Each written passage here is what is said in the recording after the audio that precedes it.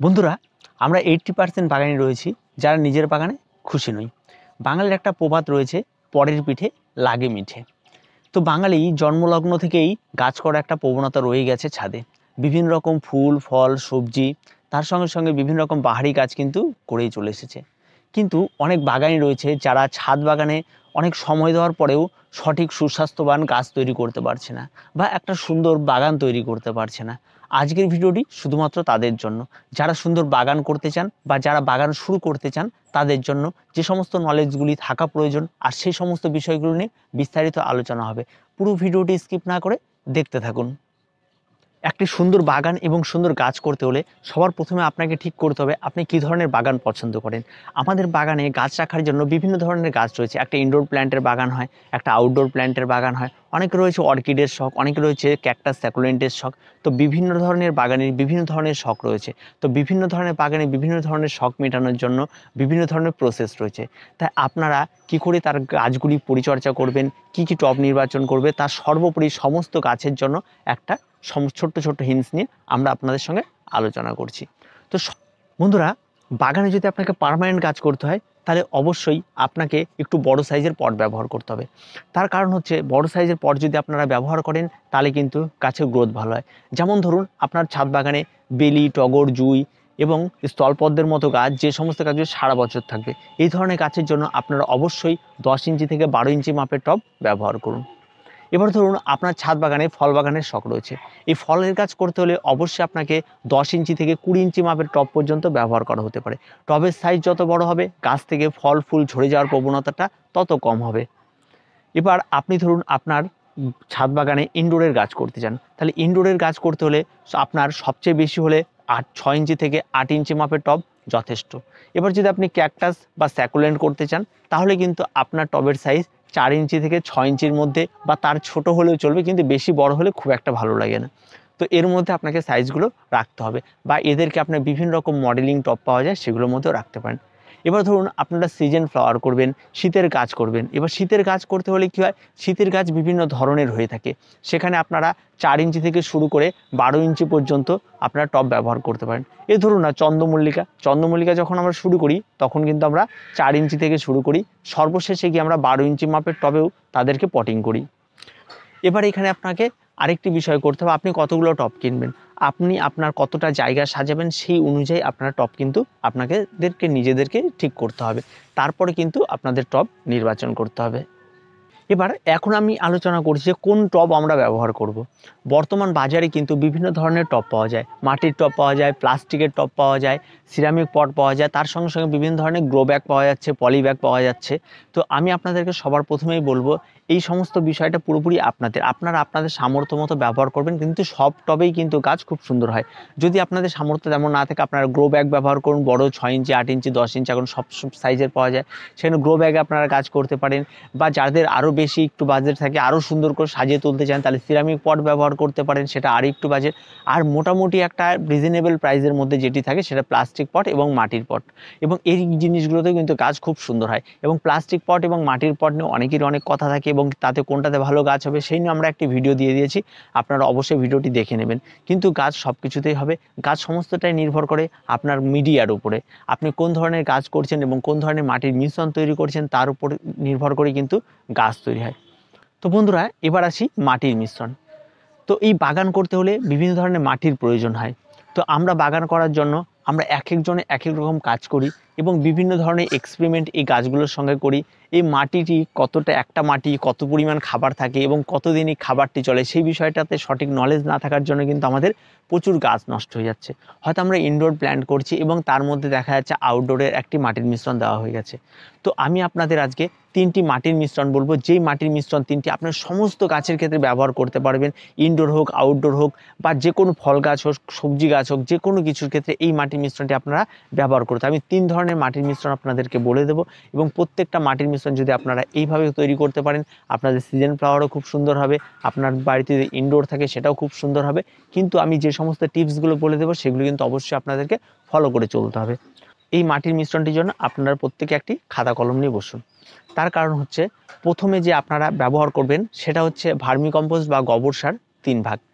3 ভাগ আপনারা দোআঁশ মাটি ব্যবহার করবেন, তার সঙ্গে 100 গ্রাম মতো বালি ব্যবহার করবেন এবং তার সঙ্গে সামান্য কাঠের গুঁড়ো হোক বা পোড়া ছাই হোক আপনারা ব্যবহার করবেন। সেটা 1 মুঠো হোক 2 মুঠো হোক ব্যবহার করবেন এবং সেটার সঙ্গে আপনারা হাড় গুঁড়ো, শিংকুচি, নিমখোল, সরিষার খোল, বিভিন্ন রকম যে খাবারগুলি রয়েছে সেই খাবারগুলি মিশিয়ে 1 মুঠো ব্যবহার করবেন। এটা আমি একটি টবের জন্য বললাম। এবার মাটির মিশ্রণটি তৈরি করবেন, তৈরি করে তাতে গাছ লাগিয়ে দেবেন। প্রথম মিশ্রণটি তৈরি করতে সমস্ত উপাদানগুলি জোগাড় করতে না পারেন তাহলে দ্বিতীয় মিশ্রণটি করুন। দ্বিতীয় মিশ্রণের ক্ষেত্রে 3 ভাগ দোআঁশ মাটি দেবেন, 3 ভাগ আপনারা গোবর সার বা ভার্মি কম্পোস্ট দেবেন এবং 1 ভাগ পাতা পচা সার দেবেন। এটা সিম্পল এবং এটা এভাবেই হবে। তারপরে যেটা বলবো সেটা একটু আলাদা। তার মধ্যে রয়েছে আপনাদের গোবর সার আপনারা দেবেন 2 ভাগ এবং তার সঙ্গে আপনারা 100 গ্রাম মতো সুপার ফসফেট দেবেন এবং তার সঙ্গে 50 গ্রাম সালফেট অফ পটাশ দেবেন এবং সর্বশেষ তার মধ্যে শিংকুচি, হাড় গুঁড়ো এবং সমস্ত কিছু 1 মুঠো ব্যবহার করবেন। এবার ব্যবহার করে এটা কিন্তু রাসায়নিকভাবে তৈরি করা হলো এবং এই মাটিটিও কিন্তু একটি মাটির মিশ্রণ তৈরি হলো। এবার আপনারা আপনাদের পছন্দ মতো যেটাতে আপনাদের মনে হবে কম বাজেটে হবে সেই মাটির মিশ্রণটি তৈরি করতে পারেন এবং প্রত্যেকটা মাটির মিশ্রণ যে বললাম প্রত্যেকটি কিন্তু একই মিশ্রণ। খাবারের উপাদানগুলি আলাদা হতে পারে কিন্তু তার মধ্যে নাইট্রোজেন, ফসফরাস, পটাশিয়াম সব একই পরিমাণেই থাকে। এবার মাটির মিশ্রণটি তৈরি করার পরে আপনারা কিন্তু সরাসরি সেই মাটি টবে বসিয়ে গাছ লাগাবেন না। এই মাটির মিশ্রণটি তৈরি করে অন্তত 7 দিন আপনার একটা জায়গায় ঢাকা দিয়ে রেখে দিন। 7 দিন পর সেটা টবে ভর্তি করে গাছ লাগানোর জন্য সে রেডি হবে। এবার গাছ যখন লাগাবেন তখন টবে দেওয়ার পর সেই মাটিতে 1 চামচ হোক, হাফ চামচ হোক, প্রত্যেকটি টবের ক্ষেত্রে হাফ চামচ করে দিলেই যথেষ্ট। আপনারা অ্যান্টিফাঙ্গাল মিশিয়ে দেবেন এবং যদি পারেন তার সঙ্গে আরও 2-4 দানা ফরওয়ার্ডর মিশিয়ে দিন। তাতে কী হবে, যে ছোট ছোট পোকা বা জল দেওয়ার পর যে সমস্ত পোকাগুলো জন্মায় সেগুলো ফরওয়ার্ডর মেরে দেবে। যদি কোনো খারাপ ফাঙ্গাল জন্মায় সেই সমস্ত ফাঙ্গালগুলো অ্যান্টিফাঙ্গাল নষ্ট করে দেবে, যার ফলে আপনি প্রথম অবস্থায় যে গাছটি লাগাবেন সেই গাছটি বেশ ভালো থাকবে। এবার টবের মাটিতে তো আমরা আমাদের পছন্দ মতো গাছগুলি ক্রয় করব বাজার থেকে। যখন আমরা গাছগুলি লাগাবো তখন আপনারা যে কোনো গাছ যদি ইনডোর প্ল্যান্ট হয় সবসময় 2টো কেনার চেষ্টা করবেন এবং 2টো কিনে আপনারা সেগুলিকে সাজানোর চেষ্টা করুন। সবসময় জোর সংখ্যক গাছ কিনুন। সেই গাছগুলো কিনে আপনারা টব ভর্তি করে সেগুলোকে আপনারা পরিচর্যা শুরু করে দিন। এবার বলি যে গাছ লাগানোর পর সঙ্গে সঙ্গে আপনারা গাছগুলিকে রোদে রাখবেন না। গাছ লাগানোর পর গাছগুলিকে হালকা ছায়া, হালকা রোদ লাগে এমন জায়গায় রাখবেন। যদি সিজন ফ্লাওয়ার সেখানে রাখুন বা যদি ইনডোর হয় সেখানে রাখুন, ফলের গাছ হলেও রাখুন, যে কোনো গাছ হলে সেটা রাখুন এবং তাতে টবের মধ্যে সামান্য পরিমাণ জল দিন। এবার এই জলটা কন্টিনিউ করবেন না। এই জলটা যখন দেখবেন মাটিটা একদম পুরোপুরিভাবে শুকিয়ে গেছে তখনই আবার কন্টিনিউ জল ব্যবহার করবেন। প্রতিনিয়ত জল ব্যবহার করলে কিন্তু গাছের গোড়া পচে যাওয়ার সম্ভাবনা থাকে। তারপরে যে বিষয়টি রয়েছে সেটি হচ্ছে এই গাছগুলিকে যখন 7 দিন পেরিয়ে যাবে তখন আপনারা ফুল সানলাইটে দেবেন। কিন্তু যদি ইনডোরের গাছ হয় তাদের কিন্তু ফুল সানলাইটে রাখার প্রয়োজন নেই। তারা যেখানে আপনার শেড দিয়ে জায়গা তৈরি করবেন ইনডোরের ঠিক সেখানে কিন্তু আপনাকে রাখতে হবে।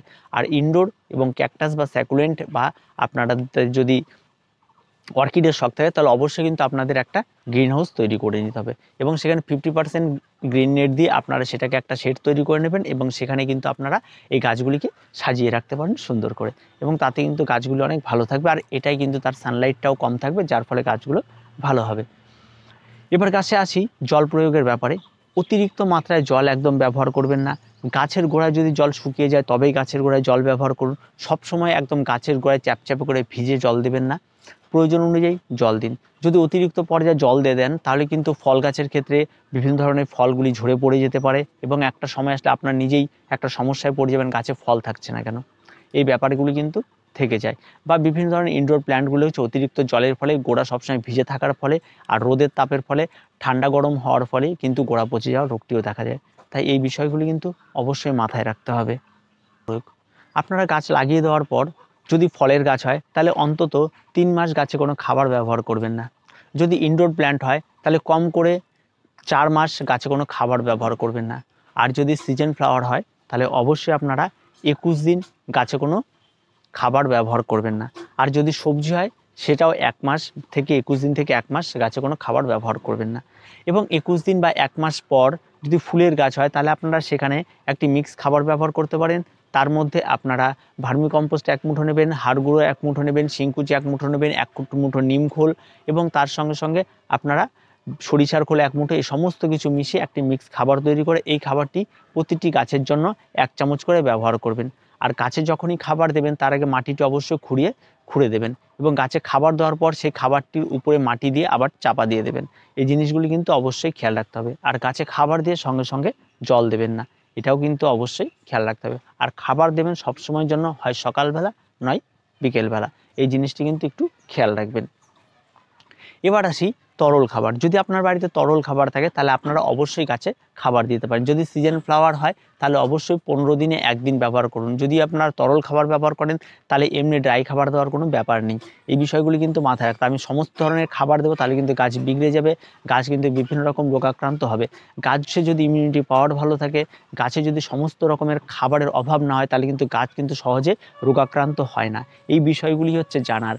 আমি সবসময় ইচ্ছামতো খাবার দেবো তাহলে কিন্তু গাছ বিগড়ে যাবে, এই বিষয়টি কিন্তু অবশ্যই মাথায় রাখতে হবে।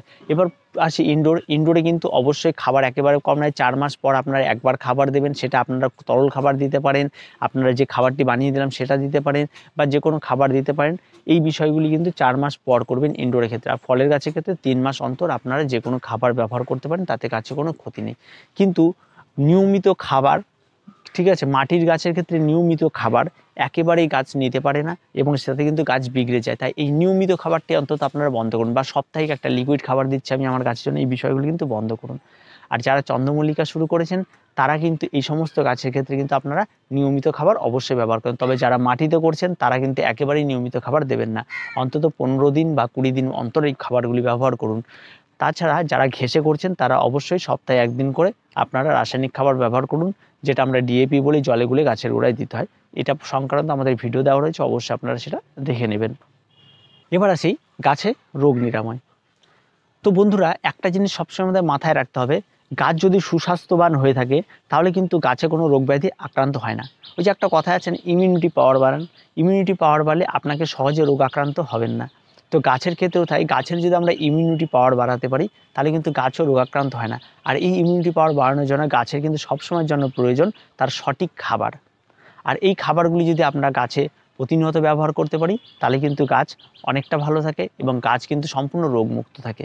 আমাদের গাছগুলি সাধারণত দুটো সময় এই রোগগুলি দেখা যায়। একটা হচ্ছে মার্চ এপ্রিল মাসে, যখন প্রচণ্ড কড়া রোদ থাকে, তখন সেই রোদের মধ্যে বিভিন্ন ধরনের ফাঙ্গালের জন্ম হয় এবং পোকামাকড়ের জন্ম হয়, তখন সেই কিন্তু গাছগুলিতে আক্রমণ করে এবং সে সময় সেই গাছগুলিকে বাঁচানোর জন্য অবশ্যই আপনাকে অ্যান্টিফাঙ্গাল এবং পেস্টিসাইড ব্যবহার করতে হবে। এটা অবশ্যই সার এবং কীটনাশকের দোকানে আপনারা পেয়ে যাবেন এবং তার মাত্রাটা অবশ্যই শুনে নেবেন। তারপরে যে বিষয়টি রয়েছে সেটা বর্ষার সময়। বর্ষার যখন কন্টিনিউ জল গাছে পড়ে সেই সময় কিন্তু গাছের কিন্তু অনেক সময় দেখা যায় বিভিন্ন ধরনের শুঁয়োপোকা বা বিভিন্ন ধরনের ফাঙ্গালের জন্ম হয়, যার ফলে কিন্তু গাছ নষ্ট হয়ে যাওয়ার প্রবণতা থাকে। সেই সময়ও কিন্তু আপনাকে অন্তত 15 দিনে একদিন হলেও গাছে কিন্তু অবশ্যই অ্যান্টিফাঙ্গাল এবং পেস্টিসাইড অবশ্যই ব্যবহার করতে হবে। এই বিষয়গুলি কিন্তু জানার, এই বিষয়গুলি কিন্তু আপনাকে করতে হবে। আপনি এগুলিকে ঝেড়ে বাদ দিয়ে আপনার গাছ নষ্ট হয়ে যাচ্ছে সেটা নিয়ে চিন্তা করার পর, গাছ নষ্ট হয়ে যাওয়ার পর গাছে যদি ওষুধ দিয়ে দেন তাহলে সেক্ষেত্রে কিন্তু যে পর্যন্ত নষ্ট হয়েছে সেখানে গিয়ে স্টপ হয়ে যায়। পরে গাছ রিকভার নিজেকে যদি করতে পারে তাহলে তো বেঁচে যাবে, আর যদি রিকভার না করতে পারে তাহলে গাছ কিন্তু সেখান থেকে নষ্ট হয়ে যায়। তাই সময় থাকতে থাকতে সমস্ত কিছু দেখুন। আরেকটি বিষয় রয়েছে, গাছের প্রতি একটু নজর দিন। প্রতিনিয়ত গাছকে ভালো করে দেখুন এবং গাছকে আপনি যত বেশি দেখতে পাবেন তত কিন্তু গাছের সঙ্গে আপনার একটা নিবিড় সম্পর্ক তৈরি হবে। আপনি কিন্তু গাছগুলোকে বুঝতে পারবেন, যে পাতা দেখে বুঝতে পারবেন যে এই মুহূর্তে বোধহয় রোগাক্রান্ত হয়েছে, বা গাছের কোনো পাতা যদি কোনো ডিসপুট দেখেন যে রোগাক্রান্ত মনে হচ্ছে তাহলে সঙ্গে সঙ্গে সেই পাতাটিকে ছিঁড়ে একটা প্যাকেটে ভরে দূরে ফেলে দিন, কারণ ওই পাতাটি যদি আপনার বাগানে থাকে সেখান থেকে আরও প্রচুর ইনফেক্ট হয়ে যাবে। তো এই বিষয়গুলি খেয়াল রাখতে হবে।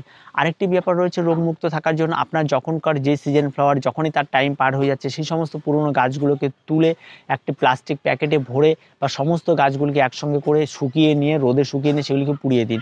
কারণ এই গাছ যত বয়স হয়ে যায় গাছের তখন ইমিউনিটি পাওয়ার অটোমেটিক্যালি কমে যায়, তখন কিন্তু গাছ বিভিন্ন ধরনের রোগে আক্রান্ত হয়। আর সেই রোগাক্রান্ত গাছগুলি যদি আমাদের বাগানে থাকে তার সাথে সাথে কিন্তু আশেপাশের গাছগুলিতেও কিন্তু আক্রান্ত হয়ে যায়। তাই এই বিষয়গুলিতে কিন্তু খেয়াল রেখে এই সমস্ত টিপসগুলোকে আপনাকে অবশ্যই মেনে চলতে হবে। আর ইনডোর প্ল্যান্টের ক্ষেত্রে অবশ্যই শীতের সময় তারা একটু ঝিমিয়ে যায়, আর শীতের সময় অবশ্যই খাবার দাবার আপনারা এই গাছগুলিকে একেবারেই কম দেবেন এবং তারা যেভাবে রয়েছে সেভাবে রাখার চেষ্টা করবেন। মার্চ এপ্রিল মাস আসলে আপনারা রিপোর্ট শুরু করে দিতে পারেন সেই সমস্ত গাছগুলি। যদি মনে হয় গাছটা একটু বড় সাইজের দরকার তাহলে অবশ্যই আপনারা এটি করতে পারেন। আর বিভিন্ন ফলের ক্ষেত্রে অবশ্যই ফল গাছের ক্ষেত্রে জুন জুলাই মাসে ফল ফুল গাছের যে একটা যৌবন, আর সেই সময় কিন্তু ফল ফুল গাছের জন্য অবশ্যই একটা ভালো সময়। সেই সময় ফল ফুল গাছের বিভিন্ন রকম ফল গাছের বিশেষ করে সেটা রিপোর্টের সময়, আর আপনারা অবশ্যই রিপোর্ট করতে পারেন। তার সঙ্গে সঙ্গে সেই সময়টি কিন্তু একটা কাটিংয়েরও সময়, গাছের একটা যৌবন। সেই সময় বিভিন্ন ধরনের ফুল ফল গাছের আপনারা কাটিং করে নিতে পারবেন জুন জুলাই মাসে। আর কাটিং কী করে করবেন তার বিভিন্ন রকম ভিডিও আমাদের চ্যানেলে দেওয়া রয়েছে, আপনারা সেগুলি দেখে নিতে পারেন। আর সেই সমস্ত কাটিং করা বা বা গ্রাফটিং করা সেই সময়গুলি কিন্তু জুন মাস থেকে শুরু হবে এবং সেটা মোটামুটি অক্টোবর মাস পর্যন্ত চলবে। তো আপনারা এভাবে এগুলিকে করতে থাকুন, দেখবেন আপনার বাগানেও প্রচুর ফুল ফলে ভরে উঠবে। আরেকটি কথা মাথায় রাখবেন, সুস্বাস্থ্যবান গাছ করতে হলে কিন্তু অবশ্যই আপনাকে এই টিপসগুলি খেয়াল রাখতে হবে। তো বন্ধুরা, সমস্ত বিষয়গুলো নিশ্চয়ই জানলেন। যদি আপনাদের এই সমস্ত বাগান সংক্রান্ত আরও কোনো কিছু নিয়ে সমস্যা থাকে তাহলে অবশ্যই আপনারা আমাদের কমেন্ট বক্সে জানাবেন। আর একটি বিষয় বললাম, যেই বিষয়গুলি বললাম, একটা বাগান করতে গেলে এই জিনিসগুলো কিন্তু অবশ্যই প্রয়োজন রয়েছে আপনার নলেজের, এই জিনিসগুলো অবশ্যই আপনাকে জানতে হবে। আর মাটির মিশ্রণ থেকে কী করে সার প্রয়োগ সমস্ত কিছু বললাম। আর আপনারা যদি এখনও আপনারা এটা জানার পরে যদি আপনারা আপনাদের গাছে অতিরিক্ত খাবার ব্যবহার করেন তাহলে কখনোই সেটা করবেন না। আর আপনার সুস্বাস্থ্যবান গাছ তৈরি করতে গেলে কিন্তু একটু ধৈর্য রাখতে হবে এবং ধীর স্থির হতে হবে, তবে কিন্তু গাছ সুন্দর হবে।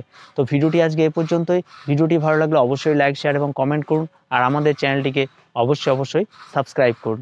প্রত্যেকে সুস্থ থাকবেন, প্রত্যেকে ভালো থাকবেন।